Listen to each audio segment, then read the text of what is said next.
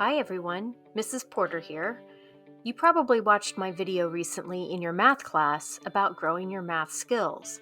Now, it's time to talk about reading. In the last video, I told you about how close to that real-world thing you are getting and how important it is that you are ready for it. Remember the mention of 94% of all jobs requiring some form of math skill? Well, guess what? That's even higher when it comes to reading. So it's time to get out of that comfort zone and start really thinking about your future. In my research, I have found very few jobs that don't require at least some level of reading skills, and they have very low salaries that would make it very hard to pay your bills. In fact, there is a direct correlation between reading comprehension and salary level. Let me show you. We've talked about Lexile a lot in our schools, so you probably already know that your Lexile score is a measure of your reading comprehension. This chart shows you the Lexiles needed for a few things that you may face after high school. Whether you're planning to go into the military, attend college, or go directly into the workforce, you're going to need good reading skills. And the better your skills, the higher your salary potential. Check out this chart. Almost without exception, jobs that require higher reading skills also have higher salaries. Life is certainly not all about money, but you do need to be able to support yourself and your future family. And beyond the basic necessities, do you want to travel, have a nice car or home, be able to afford the latest iPhone? It would be a shame to let a lack of reading ability hold you back from the life that you want. Recent studies have shown that as high as 82% of employers are looking for employees who can write well. The foundation for good writing skills, good reading skills. There are even some scary correlations between low reading skills and a likeliness to end up in jail.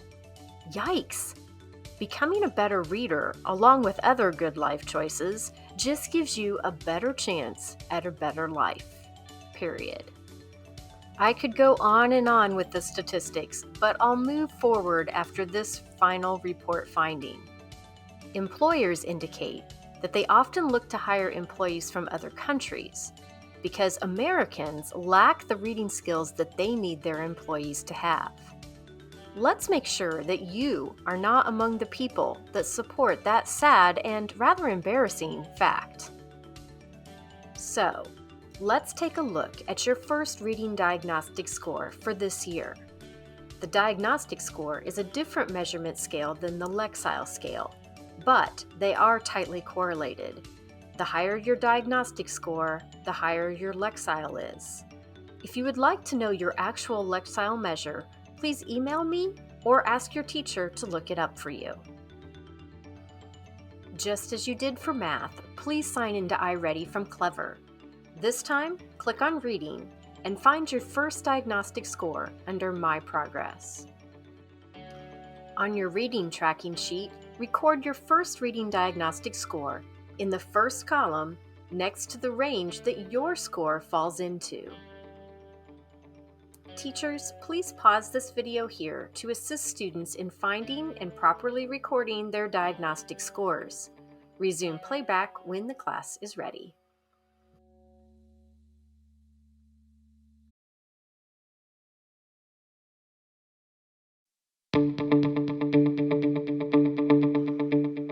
If your score falls into the gray row for your grade level or above it, you're perfectly on track.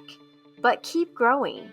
Remember, the higher your reading ability, the more options you have for your future life. If your score is below the gray row, you have some catching up to do. You can see the grade level equivalent in the column on the left. Now, take a moment to think about whether or not you think your score is an accurate reflection of your reading skills. In the box on the top right, mark if your score is above, on, or below grade level. Do you think your score is accurate? If your score is where you think it should be, or higher than you thought, it's probably on point.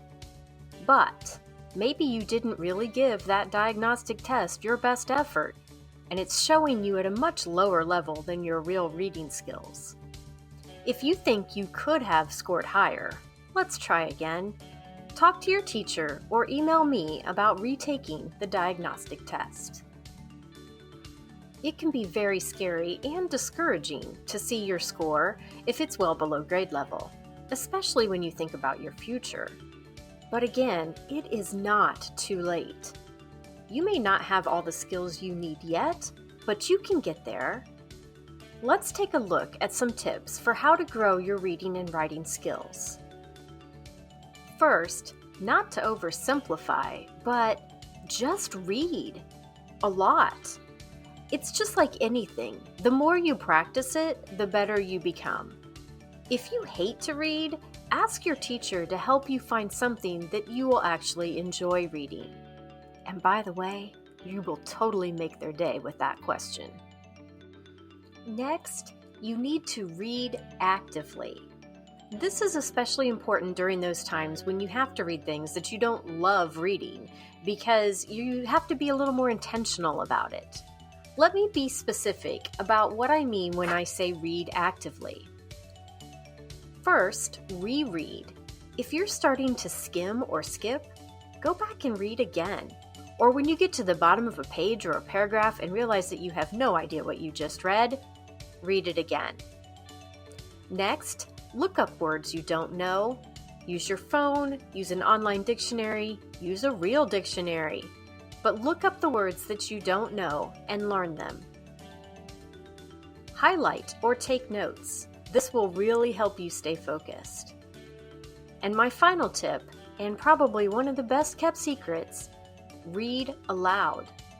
I know it makes you feel silly, but it is a huge help in keeping you focused and helping you understand what you're reading. You're taking it in through more than one of your senses, both seeing it and hearing it. Plus, it helps you tune out distractions and focuses your mind to stay in tune with what you're reading. I am not ashamed to admit that even though I'm a pretty strong reader, I do this a lot when I really need to focus on what I'm reading. Apply these strategies every time you read, and your skills will start growing stronger and stronger. We aren't asking you to zip to the top of a scale overnight, but just keep getting a little bit better every day. I'll remind you of the mindset quotes I shared with you during the math video. Choose to be successful. It does not happen accidentally. Don't give up. Give it just one more try every single day. And finally, start where you are and do what you can. You just may surprise yourself with how much you are actually capable of accomplishing in the end. I'll share one more quote about reading from the great philosopher, Dr. Seuss. The more that you read, the more things you will know. The more that you learn, the more places you'll go. It might be a cute rhyme in a children's book, but it's truth. Decide today and every day that you're going to really work on those reading skills.